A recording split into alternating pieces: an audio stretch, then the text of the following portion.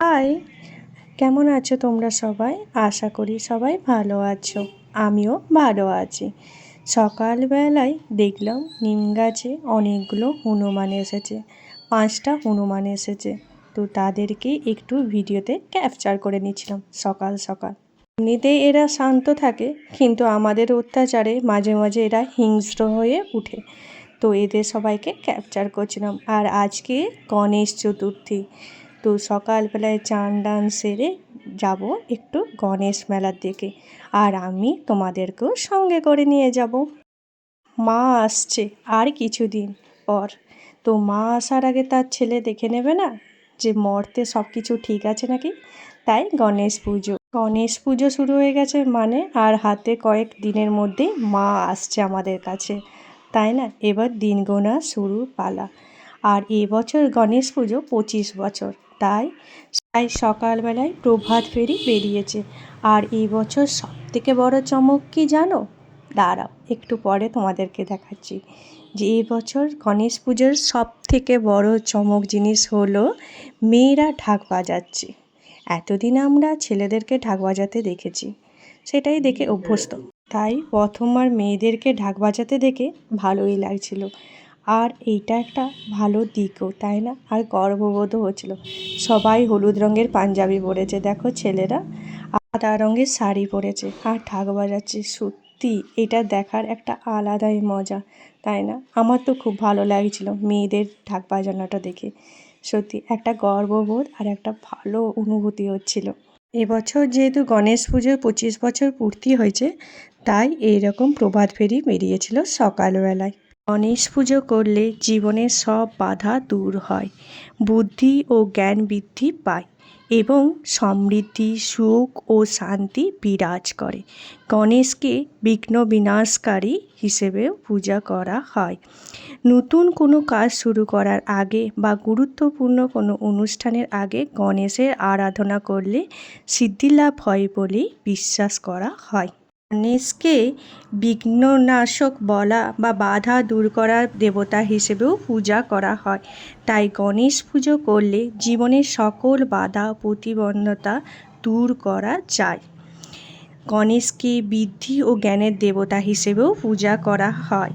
তার আরাধনা করলে বুদ্ধি, জ্ঞান, সঠিক সিদ্ধান্ত নেওয়ার ক্ষমতা আমাদের বাড়তে থাকে। গণেশ পুজো করলে ঘরে সুখ, শান্তি ও সমৃদ্ধি আসে। এই পুজোর মাধ্যমে সৌভাগ্য লাভ করা হয়, যা আর্থিক অবস্থার উন্নতিও ঘটে। যে কোনো শুভ কাজ বা অনুষ্ঠানের আগে গণেশ পুজো করা হয়, যাতে কাজটি সফলভাবে সম্পূর্ণ ও সিদ্ধি লাভ হয়। গণেশ চতুর্থীতে গণেশের জন্ম উদযাপন করা হয়।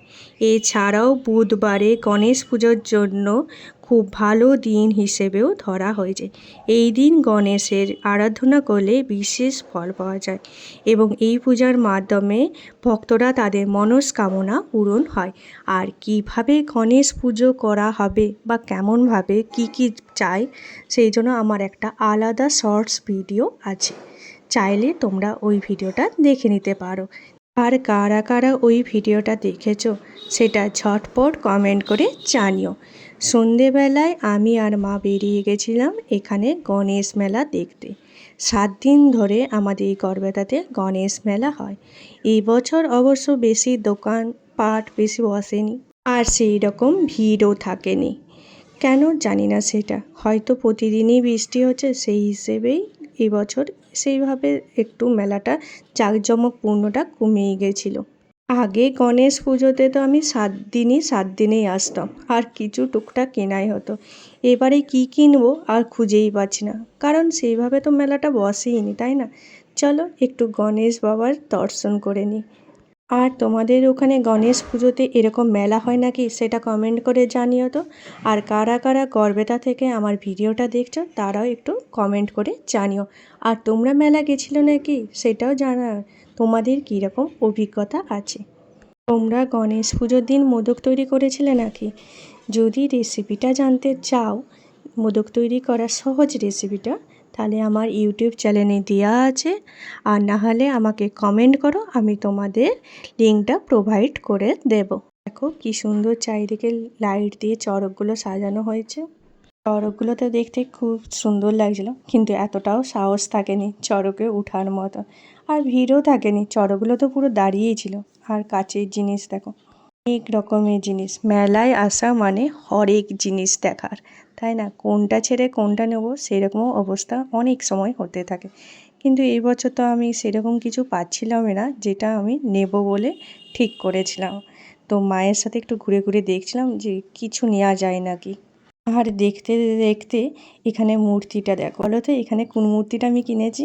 আরে দাঁড়া দেখিয়ে দেবো লাস্টে কোন মূর্তিটা কিনেছি। আর ফুলগুলো দেখো কী সুন্দর। আর এই যে টাকা ফেলার ঘর, আগে ছোটোবেলায় এইরকম আমরা কিনতাম না, টাকা রাখার জায়গা, দারুণ লাগতো, তাই না? আর ফুলগুলো দেখো কি সুন্দর লাগছে, তাই না? একসাথে এই গুচ্ছভাবে যখন ফুলগুলো থাকে সাজানোভাবে, তখন সেগুলো দেখতে দারুণ লাগে। আমার তো বেশ লাগে। তোমাদের কেমন লাগে জানিও কিন্তু। আর মেলা সবথেকে এই জিনিসটা ছাড়া ইনকমপ্লিট, সেটা হলো জিলাপি। জিলাপি ছাড়া কোনো মেলাই সম্পূর্ণ নয়, তাই না? তাই জিলাপি মাস্ট মেলাতে তো থাকতেই হবে। মেলা থেকে এই হনুমানজি কিনেছি, বজরংবলী। দারুণ দেখতে না? একবার দেখাতেই এর প্রেমে পড়ে গেছিলাম, এত সুন্দর লাগছিল।